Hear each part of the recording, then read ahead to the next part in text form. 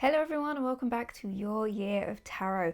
We are on lesson 12 and we are going to begin our introduction to the royal houses of the tarot deck, the court cards. So grab your deck, get comfy, get cozy and let's learn some tarot.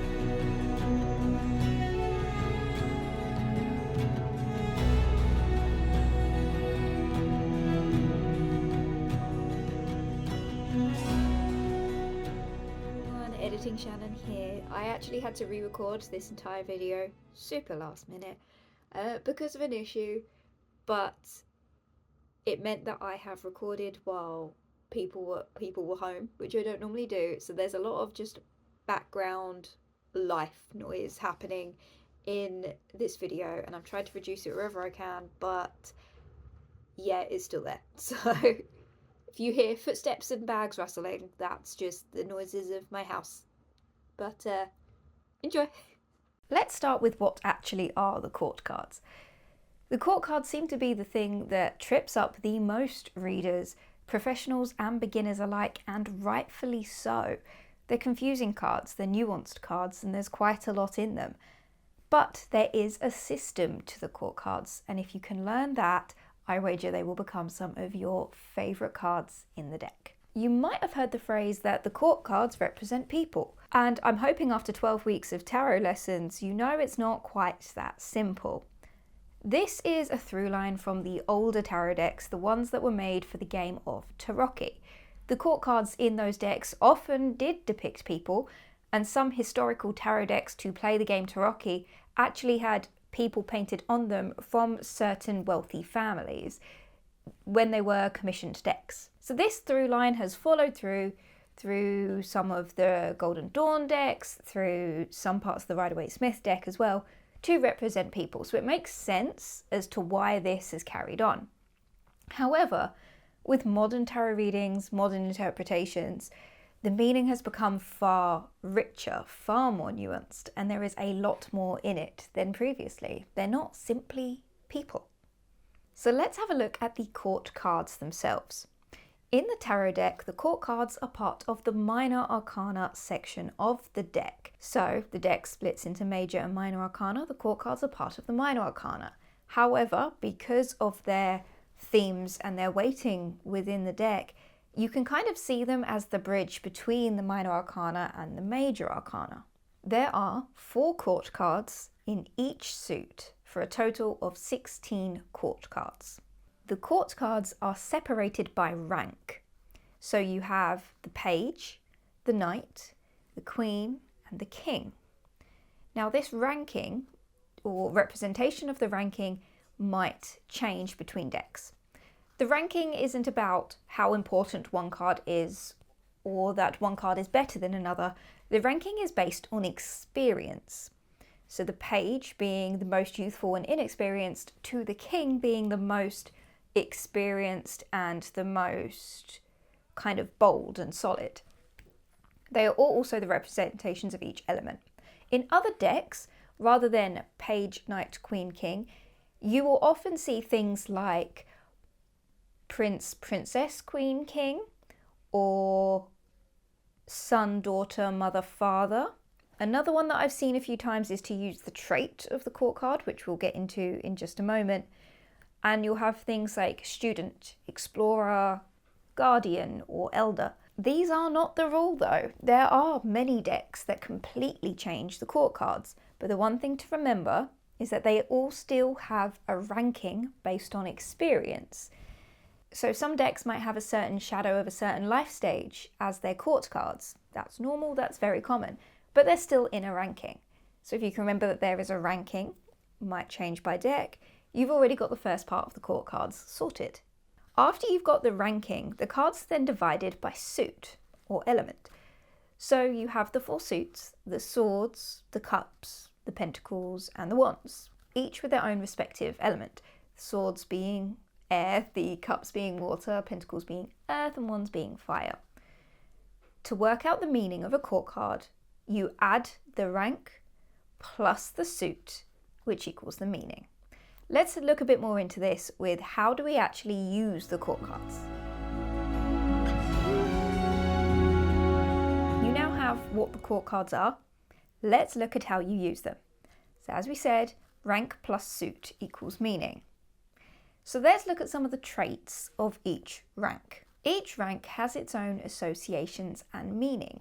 You can use these traits slightly differently depending on what kind of reading you're doing. There are different ways to read the traits of the rankings.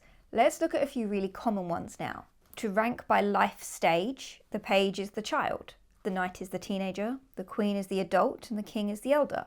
To rank by action, the page is learning, the knight is acting, the queen is developing, and the king is controlling. To rank by archetype, the page is a student, the knight is an apprentice, the queen is an artist, and the king is the mentor. So as you can see, depending on what the goal of your reading is, you can change what kind of ranking you're using to represent the court cards. The traits are fairly similar regardless of ranking, you just make it fit whatever type of reading that you're doing. So for the pages, they tend to be inexperienced, naive, but they're young, energetic and hopeful in a way that all new beginners are. They're learning about the world and they're learning about themselves. The knights are action orientated, emotional and high energy. They know enough to get started, but they can lack the wisdom and experience and sometimes can get a bit ahead of themselves. The queens are more emotional, grounded, rooted, but they have a wisdom and intuition and spirituality backing them.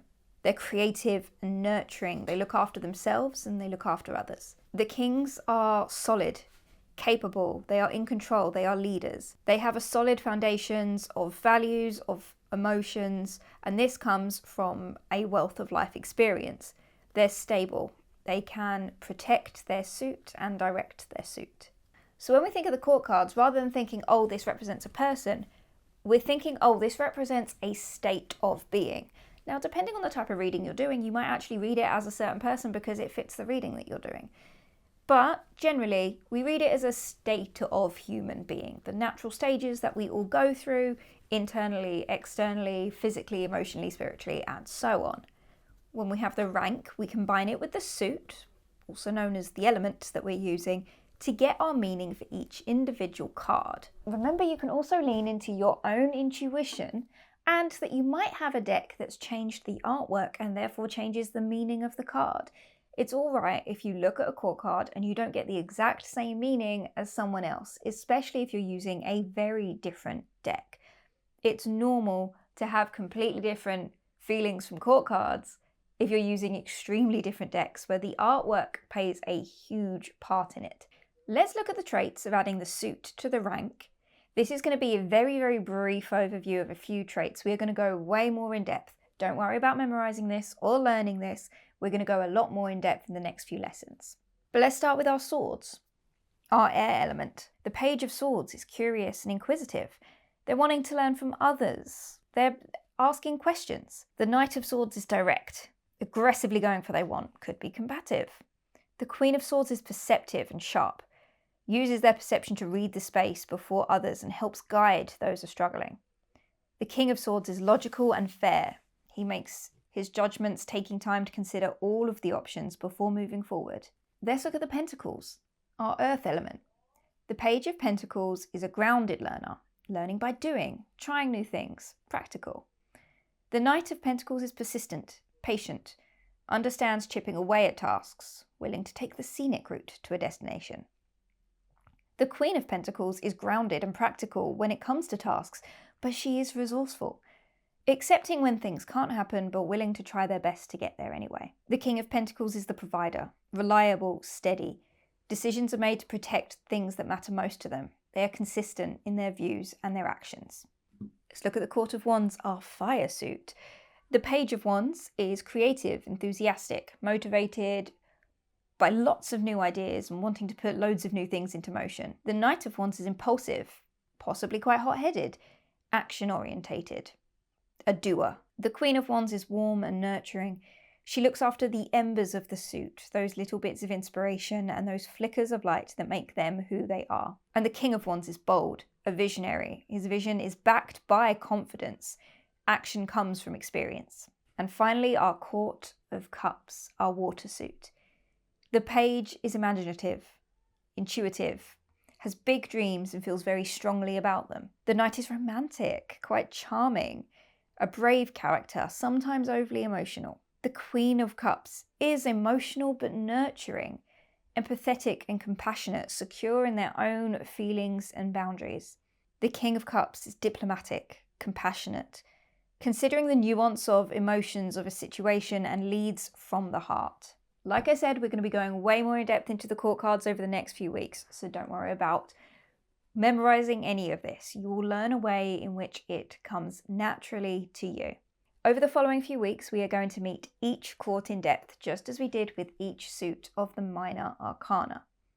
We're going to use the same method as we used on all of the previous cards as well, looking at the main elements, the nuance, and having a discussion about the card, seeing what questions come up, and from that deriving our meaning.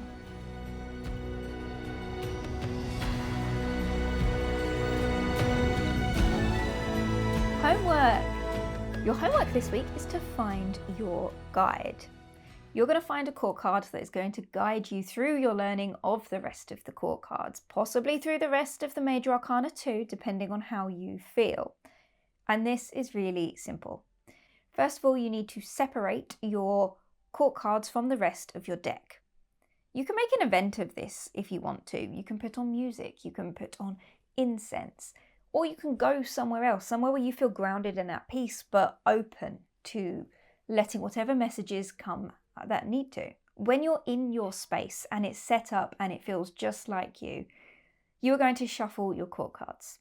When you've done so, lay them out in your 4x4 grid and allow your hands to gently move over the space until you find something that pulls you in.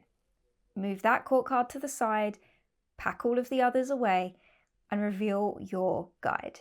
If you feel like you need something to say, something to keep you directed, or if you find that your mind is wandering, simply repeat, "Bring forth my guide." If you're in a position where you're able to, display your guide somewhere where you are going to see it every day. Meditate on the guide. Meditate on what messages you can learn from them. What traits of theirs do you embody? Have you embodied in the past? What can you learn from them? What do you want to carry forward? And as you're learning the tarot, see what your guide has to say about it. Whether that's an internal feeling, or use the traits of that guide to question what the other things mean. What advice would you try and get from those cards, and what would your guide have to say about it? You've done really well to get through 3 months of tarot.